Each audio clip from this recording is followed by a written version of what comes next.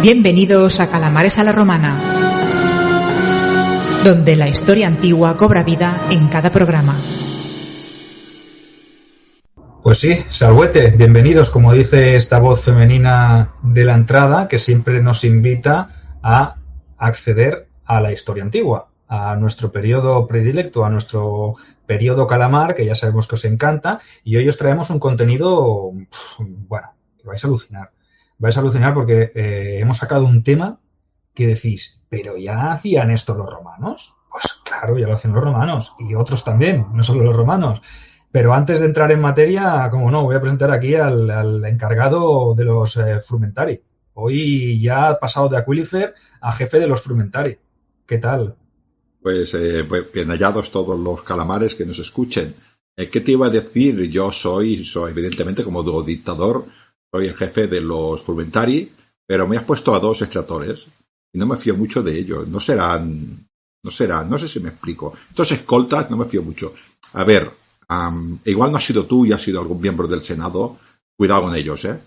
Habrá que vigilarlos, que esta gente, a mí los tenemos ahí de florero, pero bueno, pero ¿sabes lo que pasa? Que los que se sienten o no se sienten importantes, pues siempre ocupan el tiempo en tramas de dudosa lealtad. Entonces, sí que es verdad que como somos jefes de los Frumentari, pues yo sí que destacaría a alguno de nuestros mejores hombres para que se acerque por allí y escuche un poco, que se acerque en una de esas conversaciones ante reunión, y que ponga la oreja y a ver qué es lo que capta y que luego nos lo explique, que para eso están, ¿no?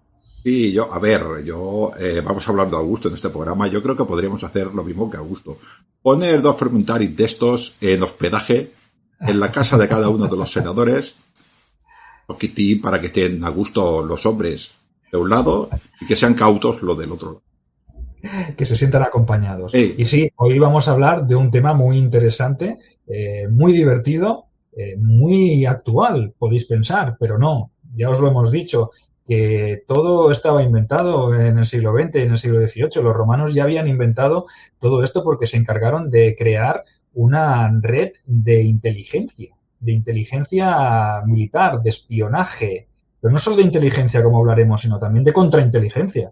Porque si tú eres capaz de crear una red de inteligencia, tienes que saber crear una contrainteligencia para contrarrestar al enemigo, porque el enemigo es muy probable que también sepa o tenga nociones y tenga gente que se pueda infiltrar. Y eso siempre ha sido pues muy difícil de detectar, ¿no? Y Ángel, ¿qué te parece a ti esta idea antes de entrar en el meollo de lo que vamos a tratar hoy, ¿qué te parece a ti esta idea de espiar al enemigo o de ser espiado por el enemigo? Yo pienso que es una regla básica del juego, aunque sea o parezca juego sucio, es una parte elemental de la guerra.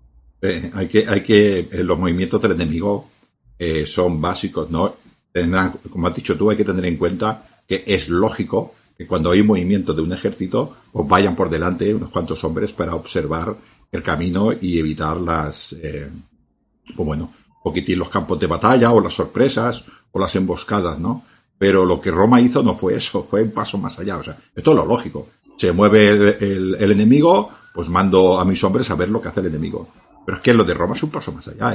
Como dices tú, es dentro de los estados enemigos, o dentro de mi propio estado, que Roma también lo sufrió en sus carnes, agentes de Aníbal, o agentes de los germanos, o agentes de cualquier otro pueblo. Mitriades seguro que tenía alguna gente en Roma, ¿no? Con lo cual estamos hablando de gente que está en el otro país o en el otro, llámalo estado, como lo quieras llamar, para dar información a los suyos, ¿no? Es espectacular, parece que lo inventaron en la Primera Guerra Mundial con los espías y la KGB y todas estas cosas, ¿no? Pero ya estaba inventado, ¿no? No es solamente ese hombre que explora, esto entra dentro de la lógica de los movimientos de los campamentos, sino un cuerpo hecho y derecho, organizado y controlado por el Estado y por las fuerzas de las legiones. Correcto, porque es que esto es tan antiguo como el propio hombre, ¿no? Y aunque se tiende a barajar el siglo I de nuestra era o el siglo I antes de Cristo, en época de Augusto, como el momento fundacional de dicha disciplina, ya se puede afirmar, yo creo que estamos capacitados con la información que tenemos y con las fuentes, que en tiempos de la República Media sobre todo, ya se usaba esta disciplina. Se le atribuye a Augusto la profesionalización del sistema, aunque sabemos que otros emperadores posteriores a él ya se encargaron de añadir mejoras y a perfeccionar este sistema que en teoría había creado él, pero que yo creo que él heredó y que supo gestionar de una manera más eficaz, ¿no? Como hemos dicho antes, el arte del espía es tan antiguo como el propio hombre. Y ya lo dijo Vegecio, nuestro amigo Flavio Vegecio, en su obra Epitoma Rei Militaris, que afirmó que en la guerra la oportunidad es más determinante que el coraje. ¿Qué te parece esa frase? Es que, claro que sí, o sea, la Séneca también dice lo mismo, ¿no? Que la fortuna es esa, es la conjunción entre la preparación y la oportunidad. Tú imagínate estas legiones bien preparadas que tienen una información privilegiada, ¿no? Y dice, pues ahora se van a empezar a mover los soldados y que están enfrente, pero el bagaje empieza 2 horas más tarde. O voy a por el bagaje. Esto me hace ganar la batalla. Esto es así de fuerte, ¿no? Así que yo me estoy imaginando un control férreo, como has dicho tú, en todos estos campamentos militares o los Principia, cuando estos legatos, o en este caso cónsules, pretores, ¿no? Que se ponían a hacer los planes de batalla, un control férreo de las comunicaciones, o sea, a las personas a las cuales les decía los movimientos exactos de las tropas, serían de muy, muy, muy alta confianza, ¿no? Creo que es el señor Metelo Pío que dice que si mi túnica pudiese hablar, la quemaría. Imagínate si estaba pendiente de estas cosas, o sea, como diciendo, ojo, cuidado con las cosas que salen de aquí. Correcto, porque es que sí que es verdad que el arte del espionaje es muy antiguo. Seguramente los griegos, los etruscos, los hititas, los egipcios, todos estos grandes pueblos de final de la Edad del Bronce también tenían sus redes de espionaje y también se infiltraban, asirios, por ejemplo, también se infiltraban en las cortes enemigas. Pero aquí es verdad que en el momento de la República, en este paso de República a Imperio, sobre todo es cuando de verdad asistimos a algo ya que está muy bien documentado, que por otra parte, documentar cosas relacionadas con la inteligencia y la contrainteligencia también puede ser un poco contraproducente, ¿no? Por eso es verdad que decían también que el bueno de tu amigo, ese, ¿cómo se llamaba? Ese hombre que era tan rico, el que decían que era el más rico de Roma. No, el señor Craso. Sí. Era amigo de los plebeyos. Decían que este señor pues no decía nunca a sus oficiales cuando iba a levantar el campamento, aunque en Carras pues a lo mejor no le hizo falta, porque no le dio tiempo ni de montar campamento, ¿verdad? Esto lo observó algún parto y ahí lo dejó. Sí. Es verdad, o sea, todos estos datos son muy importantes, ¿no? Como hemos dicho, se sabe, como dices tú, por fuentes, que el mismísimo Aníbal tenía informantes en Roma. Yo me lo imagino en sus campos del sur de Italia. Pues bueno, a alguien le daba la información de cómo iba al Senado, ¿no? Y decía, otra vez Fabio Máximo, qué pesado, no me deja. Yo ¿no? Que venga gente con menos paciencia, ¿no? Hola, Claudio Marcelo otra vez en Nola. Y así el pobrecito se llevaría disgustos también porque sabría lo que sucedía. Sí, decían que engancharon, ¿no? Los romanos en ese momento engancharon a un espía cartaginés o cualquier otro tipo de nación hostil a Roma que estaba trabajando para Aníbal y que llevaba infiltrado en la ciudad de Roma la friolera de 2 años. O sea, imagínate todo lo que había podido pipear este hombre y toda la información que había podido pasar, ¿no? Y que cuando lo engancharon, ¿qué le hicieron, Ángel? Pues le dieron su merecido, ¿no? Le amputaron ambas manos para que no pudiera escribir. Yo le hubiese amputado también la lengua, ya que está, para que no hable ni pueda escribir, ni se pueda expresar de alguna manera. Pero sí que es verdad que en 2 años, en plena guerra, la cantidad de información que recibiría Aníbal, si este hombre tenía acceso a los datos o a los detalles que podían salir de una reunión senatorial o lo que fuera, ¿no? Pero claro, detectar a una persona así es súper complicado. Tienes que tener una red de contrainteligencia, que es lo que hablábamos. No solo tienes que ser bueno espiando, sino detectando a los espías del enemigo. Entonces, eso es muy importante, generar una disciplina que va más allá de ser espía. Tienes que ser espía y espía de los espías.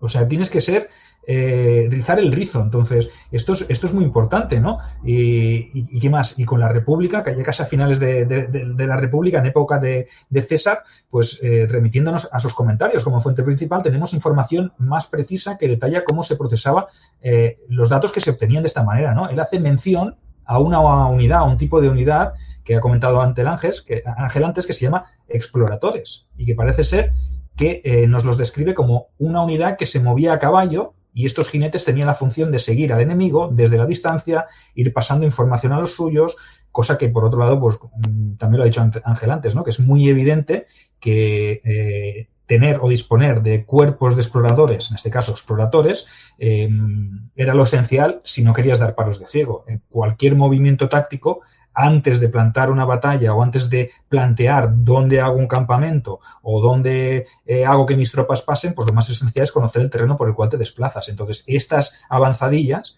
todos los ejércitos de todas las épocas, estoy convencido de que tenían esos exploradores, se llamasen como se llamasen, pero que tenían la función esa de prevenir, ¿no? De buscar el lugar ideal y analizar. Entonces, tenían que ser no hombres poco duchos ni poco formados, sino gente con capacidad estratégica, capacidad de ver, capacidad de entender, capacidad de crear posiciones adecuadas para acampar, capaz de detectar enemigos. Entonces, eso quiere decir que tenían que ser sigilosos y cautos también, exploradores con garantías, no un tipo que vaya a caballo y que no sea capaz de mantener el sigilo, ¿no? Entonces, imaginaos, ¿no? Todo lo que se crea, un cuerpo especializado ya de exploradores que tienen, entre otras, esta función.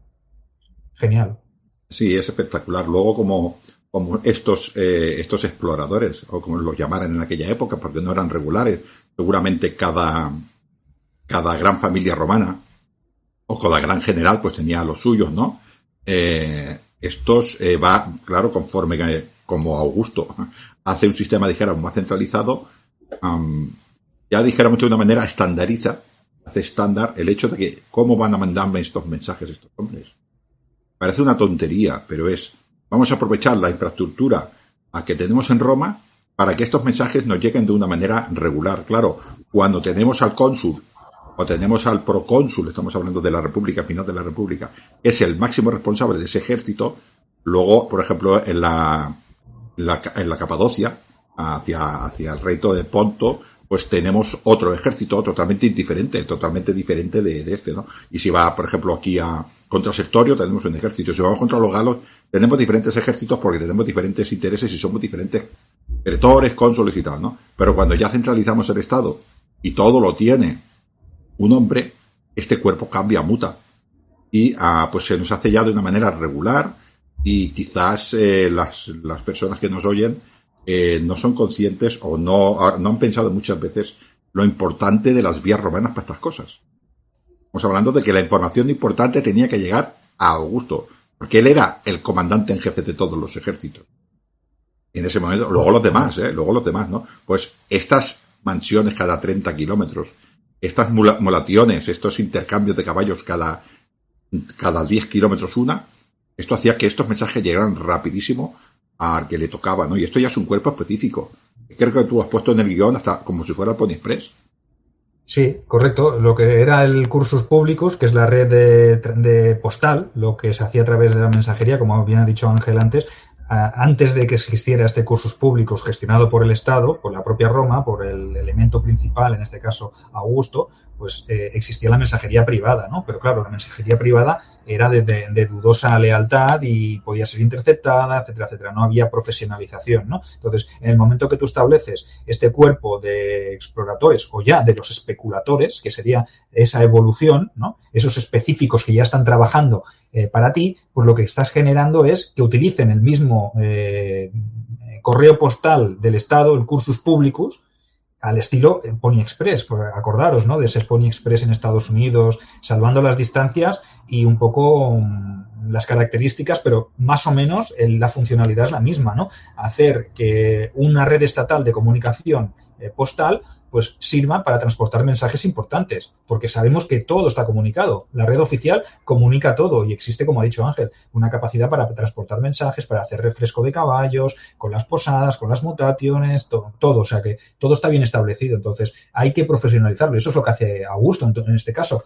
Tirar de esto para generar un cuerpo específico con unas funciones más concretas. Ahora dejamos que los exploradores se dediquen a explorar y creamos a los especuladores que se dedicarán a hacer esta tarea más concreta, ¿no? Que es la de transportar esa mensajería. Pues son hombres funcionarios que trabajan para el mismo Augusto, en este caso para Roma, ¿no?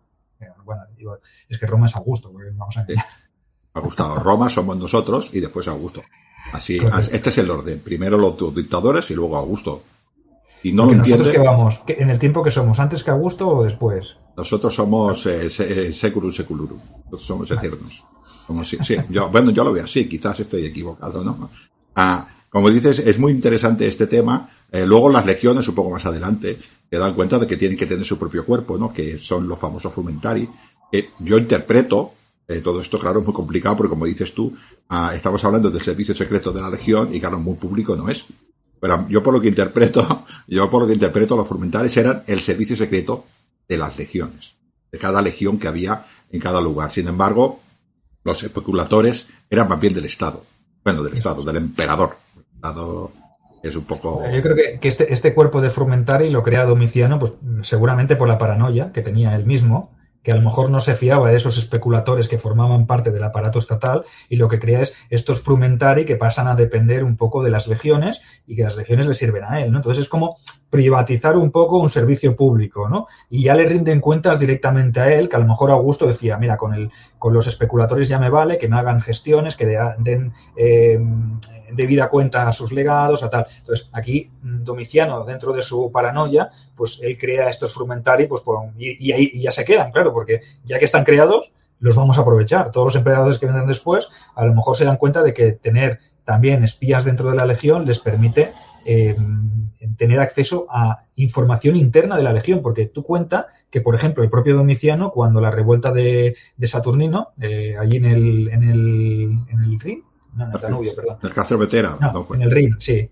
correcto. Lo que hace es desconfiar plenamente de la gente que en teoría le sirve a él, ¿no? Entonces, por eso seguramente creará los frumentari, que irán muy bien a los posteriores emperadores, sobre todo en tiempos de la anarquía militar se pondrían las botas estos frumentari de pasar información, porque como había usurpadores en todas partes y salían como champiñones, pues claro, ¿a quién rendían cuentas estos frumentari? Al final, claro, son espías, pero las lealtades de los espías pueden ser también cambiantes, y más a nivel interno. Otra cosa es que espíes al enemigo que sea un extranjero, pero si ya estás espiando internamente a lo que en teoría debería ser leal a ti, claro, el espionaje exterior se convierte ya en una herramienta casi residual, ¿no? Porque nos interesa más, ya no hay tantos enemigos tampoco a los que espiar, ya no está Mitrídates, no está Filipo V, no es tanto esta gente que dan varios problemas, aunque ahora os hablaremos de un caso concreto que es en tiempos de Augusto, que vais a alucinaros. Vamos a hacer un análisis detallado de quizá uno de los episodios donde vemos que la inteligencia y la contrainteligencia romana fallan. Falla mucho, es muy rara, ¿eh? Sí, bueno, si nos ponemos en esta época de Augusto, como dices, ¿no? ¿Quién vigila a los vigilantes? Siempre es lo mismo. ¿No? ¿Quién vigila a los vigilantes? ¿No? Entendamos que tenemos a los especuladores por un lado, a los frumentarios por otro lado, y luego en las legiones, y bueno, en todo cuerpo de Estado existían los beneficiari, eran los beneficiados. Te lo digo porque estos también valían, ¿no? Antes lo he dicho de broma, con los extratores. Los extratores eran escoltas de los hombres de gran nivel. Cuando llegaba un senador apreciado a visitar a un alto gobernante en una provincia, claro, el emperador decía, bueno, 2 altos cargos hablando fuera, sin estar yo, van a hablar mal de mí. Eso, por ejemplo, lo pensaba Domiciano. Augusto, ya no quedaba nadie vivo, ya no hablaban mal de él, pero Domiciano... En Augusto nadie podía pensar, ¿no? No, en Augusto no. Pero estos hombres de abajo también se utilizaban para este tipo de control. O sea, que el control de lo que hacía tu amigo y tu enemigo era de interés en este caso, para el emperador, ¿no? Y entonces se hacían todos estos cuerpos que estaban, pues esto, un poquitín para recabar información de una manera más pública. Se sabía que había un servicio, dijéramos, de entrega de mensaje confidencial, como lo sabemos que hay ahora, información confidencial, pero también sabemos que hay espías y contraespías. Esto ya existía en la época de Augusto, ¿no? Y bueno, se le atribuye a Augusto porque es que Augusto, es cierto, Sergio, que pues estableció sus cuerpos, los vigiles, la guardia pretoriana, pues iba a decir los singulares Augusto, pero en este caso era la guardia germana, ¿no? Y él regularizó todo esto de una manera, y por eso creemos que este es el origen, ¿no? Pero el origen siempre de todos estos cuerpos es anterior. Oye, ¿y por qué los custodes germanos? Pues otra pregunta, ¿no? Que nos puede surgir Hombre. llegados a este punto, con la cantidad de pretorianos o de gente afín que podía haber ahí. Vamos a explicar a la gente, si alguno tiene todavía alguna duda sobre por qué Augusto y otros grandes hombres tenían escoltas que eran germanos, hispanos, bátavos, de donde fuera, ¿no? Que los bátavos son germanos, pero eran más específicos. La guardia bátava también, ¿no?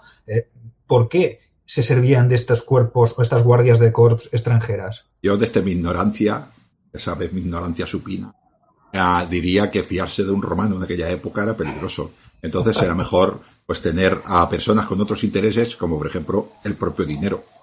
Eso es, ni más ni menos. Es que al final, cuanto menos sepan y cuanto menos les interese lo que ocurre, menos van a meter la nariz. Esta gente simplemente se va a encargar de vigilar, de cumplir su función y su trabajo a cambio de una remuneración, de un estatus quizá también, ¿no? Sobre todo para los extranjeros, quererse integrar dentro de la órbita romana, tener derechos, tener más posición social que incluso muchos ciudadanos romanos, pues siendo custodes germanos, en este caso, pues les iría muy bien. Entonces, ahí que se aprovechen estos grandes personajes, o de los juramentos simplemente de lealtad, esa lealtad que un romano no puede a lo mejor tener, pero que por lazos y por principios, pues un germano sí que jura proteger, o un hispano jura proteger al señor al que sirve, incluso hasta el punto de la devotio, de esa famosa devotio, ¿no? Que tenían los hombres que servían al Sertorio, ¿no? Decía que si su líder moría, ellos también morían, ¿no? Y con ellos se iban también todos los secretos de su señor, ¿no? Entonces, ¿qué hay más leal y más óptimo para este tipo de servicio que alguien que a lo mejor ya es que no habla ni tu lengua, o que le va a costar entender tu lengua? Sí, bueno. No se va a enterar de la misa a la mitad.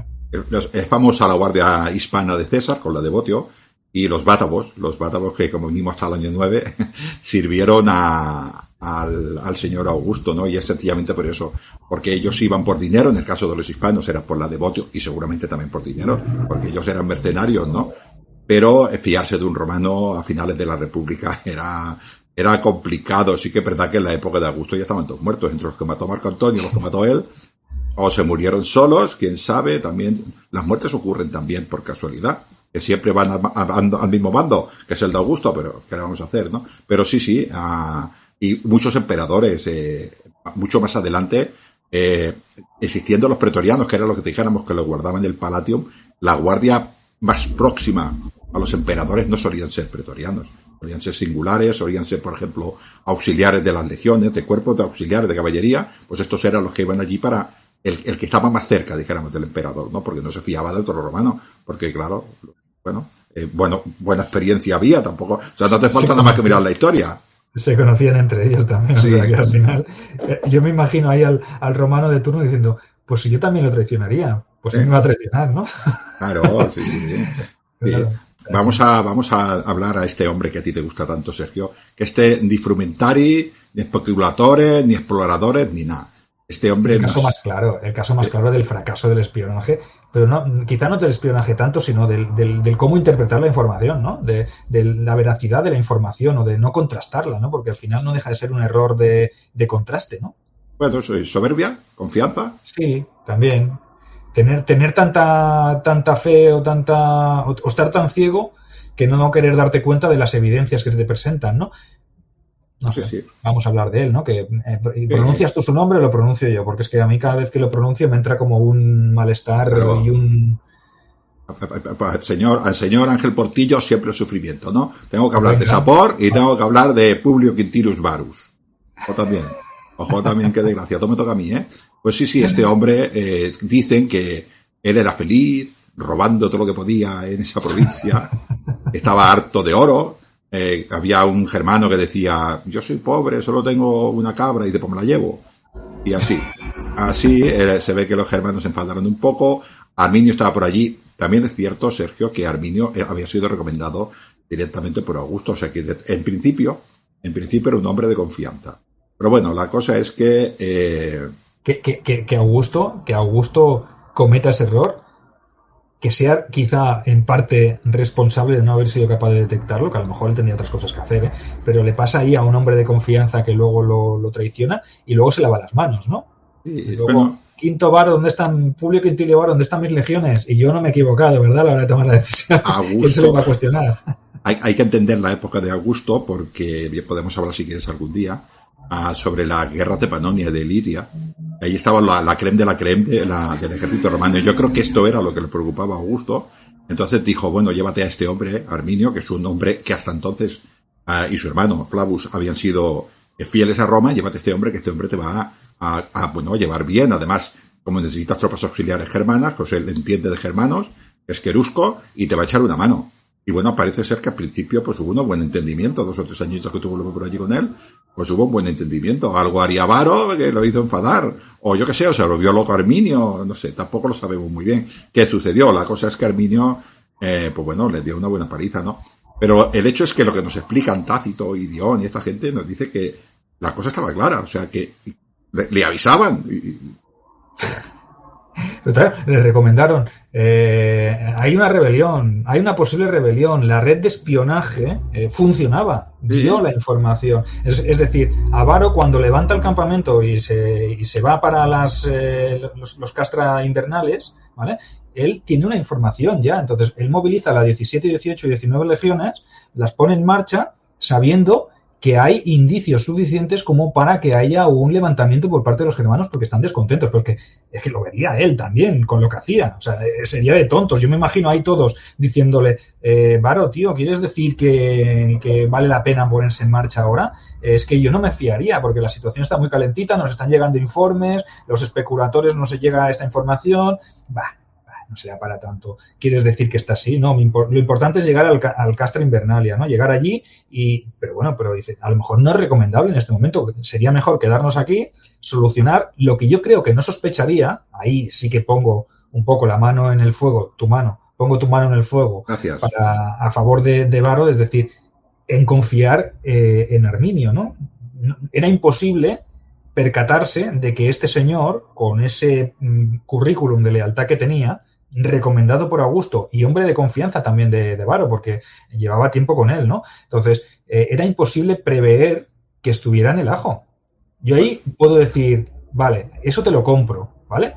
Pero con la información que tenías y con incluso Segestes, el yerno de Arminio, el suegro de Arminio, que le dijo, oye, Varo, fue a verlo personalmente, le dijo, oye, hay esto, se está fraguando algo, está a puntito de petar el ambiente porque la cosa está muy, muy calentita.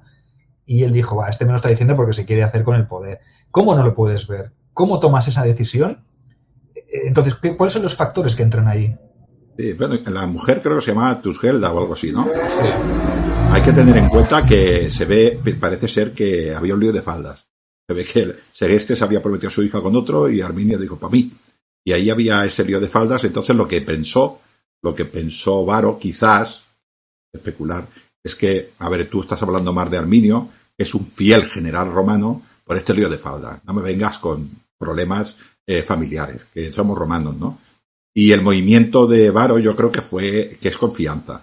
Él dijo, yo voy hacia abajo, y con las legiones estas que utilizó el mismísimo Tiberio para pegarles una paliza prácticamente 6 años antes a todos estos, yo ya puedo. Porque claro, él no era ni Tiberio, ni Druso, ni germánico. Él era Varo.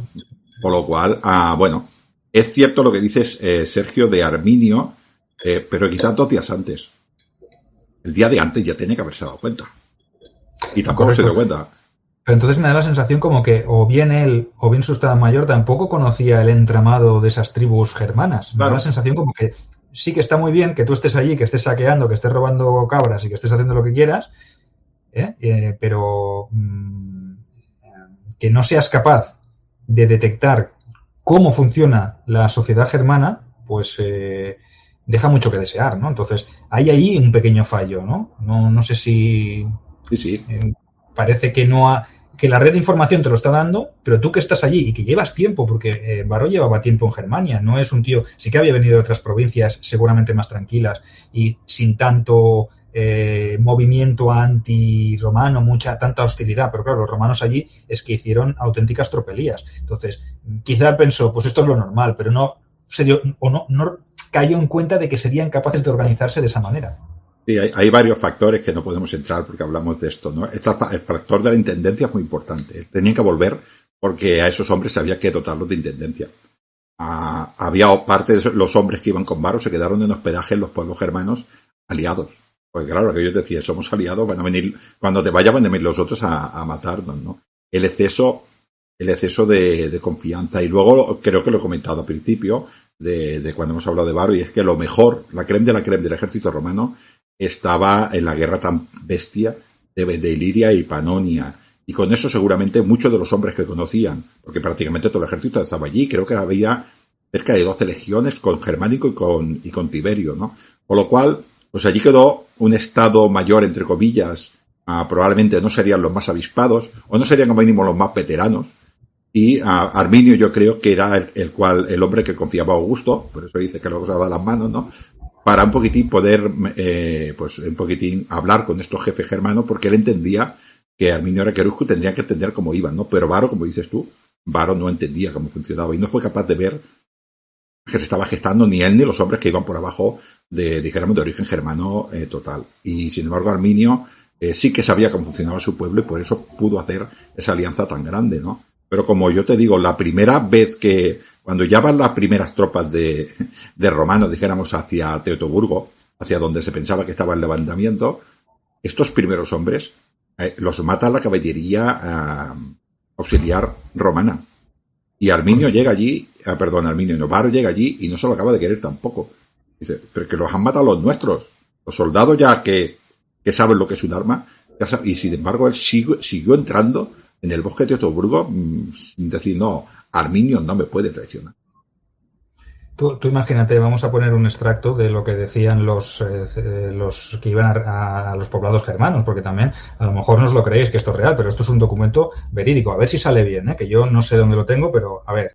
Caesar sanctae urbis Romae Augustus, novum legatum ad Germania misit, senatorem publium quintilium varum.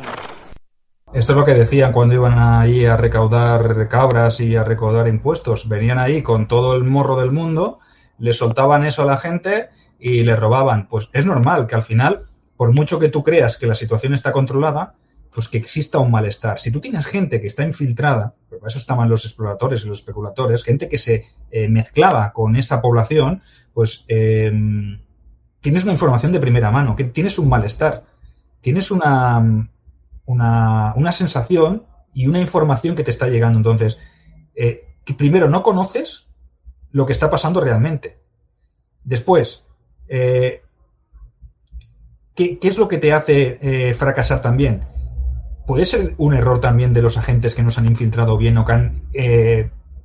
o se les ha hecho llegar una información falsa también, podría ser, ¿no? Porque realmente el espía tiene que saber contrarrestar la información falsa que le está llegando. Entonces, a lo mejor lo que se hizo, lo que se fraguó era tan secreto, Ángel, que ni la red de espionaje fue capaz de detectarla. Entonces, a lo mejor eximiendo un poco la responsabilidad, porque si hasta que no están dentro de Teutoburgo, Varo no se da cuenta de que Arminio lo ha traicionado, es que lo han sabido llevar muy en secreto, ¿no? Sí, bueno, yo también apuntaría el detalle de que, como hemos dicho, que la inmensa mayoría de las tropas, incluso los auxiliares, estaban en la guerra de Panonia y de Iliria. Probablemente las tropas auxiliares que apoyaban a Varo eran casi todas de origen germano. Entonces, cuando empezó el hecho del levantamiento contra él, pues probablemente lo abandonarían. Porque, claro, no dejaban de ser germanos antes de que los maten a ellos, ¿no? Incluso algunos, no te voy a decir a su pesar, sino sencillamente para sobrevivir, pues se uniría también a la rebelión, ¿no? Lo cual, ¿qué quiero decir con esto? Pues que muchos de los espías eran germanos. Así que eran no solamente espías, sino que eran de contraespionaje. O sea que ellos irían poquitín, si le llegaba una información verídica, pues ellos ya intentarían taparla, ¿no? Se sabe, por ejemplo, que Arminio, creo que eso lo cuenta Tácito, detuvo a muchos jefes germanos que estaban a favor de Varo. Y los retuvo 2 días antes para que no se chivaran. Y alguno pudo llegar, claro, ese gesto era demasiado importante, pero no se lo creyó. Así que los espías, en este caso, que estaban a las órdenes de Varo, probablemente hicieron más a las órdenes de Arminio que no de Varo. Nos estamos hablando aquí de un contrapoder. Realmente Roma no tenía tanto poder en Germania como creía que tenía, ¿no? Entonces, este es el error, ¿no? Yo creo que a partir de aquí se aprende un poco a las legiones auxiliares o las cohortes auxiliares, las unidades auxiliares, destinarlas lo más lejos que puedas de su ciudad, de su punto de origen, ¿no? Porque tener a germanos en Germania como auxiliares no tiene ningún sentido, porque depende de lo que hagas y lo que necesites, pues no te van a rendir. Entonces, hoy estamos intentando limpiar un poco la imagen de Varo, quieras que no. No serás tú. Le estamos echando un cable aquí como diciendo, vale, hay cosas que sí que son errores, cosas que no pueden fracasar, pero estamos viendo otros factores que quizá le eximen de toda responsabilidad. Es decir, si hubiese habido otro personaje en lugar de Varo, un personaje más competente, llámale Druso o llámale Tiberio, a lo mejor también se lo hubiese comido con patatas. Bueno. O no, pero bueno. No, generales de la talla de Tiberio, por ejemplo, de Druso o de Germánico, el hijo, yo creo que no, porque ellos sencillamente hubieran bajado. No hubieran ido a Teutoburgo. Hay una pequeña rebelión, ya vendremos en verano. Piensa que Tiberio, cuando sucedió esto, en el año 9, hasta el 12, hasta que el ejército no estuvo preparado, no subió hacia arriba. Creo que tardó 3 años en vengar, entre comillas, a las legiones de Varo. Es verdad que hicieron racias y hicieron auténticas desgracias, ¿no? Pero eran hombres que pensaban muy bien. Entonces, meterme en un territorio cuando no tengo auxiliares, cuando no lo conozco, yo creo que Tiberio, Druso y Germánico, ni Agrícola, ni Agripa, esto no se mete por ahí. Claro. Bueno, el impulso, las ganas de sofocar, de ir por trabajo, de hacerlo rápido, de tal, pero mal hecho, ¿no? Entonces, al final, la decisión final de entrar y de ir allí la tomó él. Entiendo que a lo mejor empujado por Arminio, que le dijo, venga, va, que esto lo arreglamos en un periquete, esto es coser y cantar, y luego al final se la comió bien comida, ¿no? Pero bueno, este es un caso en el cual, por ejemplo, lo que queríamos comentaros, ¿no? Que no todo es eficiencia, y la información es tan delicada y tan sensible que depende cómo la trates y depende cómo la enfoques, te puede conducir o te puede llevar al error. Entonces, a la vez que tienes una inteligencia, tienes que tener una buena contrainteligencia para darte cuenta o para saber discernir la información falsa de la verídica. Sí. Pero es muy complicado, es que estamos hablando de cosas que realmente están urdidas con mucho detalle. Entonces, todos los puntos más delicados seguramente están muy bien elaborados y que es difícil de detectar, pero claro, un error humano en ese momento, cualquier tipo de error humano se puede pagar carísimo. Mira, con la vida de muchísimos hombres y mujeres que se movieron en esa columna, ¿no? Yo en mi libro utilizo una frase precisamente hablando de esto, que es que no es sabio aquel que tiene más información, sino aquel que sabe cómo tratarla. Eso es. Y esto fue lo que le pasó quizás a Varo. Tiene su disculpa porque probablemente no hizo cosas que no debió, pero tuvo la información y no supo tratarla. Y ahí ese error no se le puede quitar a nadie porque es suyo. Bueno, dicho esto, pues yo creo que con esa reflexión final de Ángel, que nos lo ha dejado todo bien claro, que hasta el rabo todo es Varo, digo. Sí, ahí la ha dado bien, me ha gustado esto. No hay que eximirle de la responsabilidad y quizá otro hombre lo hubiese valorado de otra manera, ¿no? Entonces no dejarse llevar por los impulsos y ser más capaz, un hombre de su rango, de su categoría, de su posición, con su experiencia, porque un hombre con experiencia no podemos decir ni podemos afirmar que fuera un neófito ni un recién llegado. Tendría que haber tenido en cuenta muchos más factores antes de tomar una decisión tan crucial que condujo a uno de los mayores desastres, ¿no? de la historia militar de Roma, contando Canas, pues y Adrianópolis, pues quizás son los 3 momentos más delicados en los cuales pues realmente la información y la contrainformación, porque en Canas también ya lo estudiaremos, pero Aníbal también supo conducir a los romanos a la celada, y en Adrianópolis también hubo un error garrafal de gestión y de recursos y de posicionamiento y de transmisión de órdenes. Pues nos damos cuenta que detrás de todos estos grandes errores seguramente hay errores físicos tomados por generales o por hombres importantes, seguramente hay un problema de déficit de información o de no saber interpretarla, ¿no? Entonces, información importantísima. La información es capaz de hacerte ganar una batalla o perderla. Convertirse lo que puede ser una batalla victoriosa en una derrota garrafal. Y lo que más les importaba a los emperadores era estos senadores díscolos, y para eso también tenían especuladores en Roma para acabar con estas ansias de entrar en el poder antes ni tan siquiera de que pudieran hablar mucho. Así que estamos en los 2 aspectos. Bueno, esperamos que os haya gustado el programa de hoy. Recordad que os podéis suscribir, os debéis suscribir a nuestros canales, Calamares a Romana en iVoox, en YouTube Sergio Alejo Gómez, y en iVoox también tenéis Dignum en Roma. Podcast hermanos, y también tenemos la opción de que lo recordamos aquí. No sé cuándo se emitirá esto, si ya habremos ido a Pompeya o no, pero si no hemos ido a Pompeya, 24-28 de julio del 2025, veníos a Pompeya con nosotros, con Grupeando Tour, www.grupeandotour.com, ¿vale? Y si ya hemos ido a Pompeya, pues en 2026 tenemos más oferta de viajes, vamos a ir a otros destinos, o sea que entrad en la web, chafardead y veniros a vivir y a experimentar la historia de una manera diferente con nosotros, con unos guías excepcionales que os haremos revivir, tocar y experimentar la historia de una manera inconcebible y con información, siempre contrastando información, es importante. Y sí, yo voy a acabar con otra frase mía que es: con nosotros vas a venir a ver, sentir y tocar. Dicho esto, un octoabrazo, caravanes, y hasta la próxima.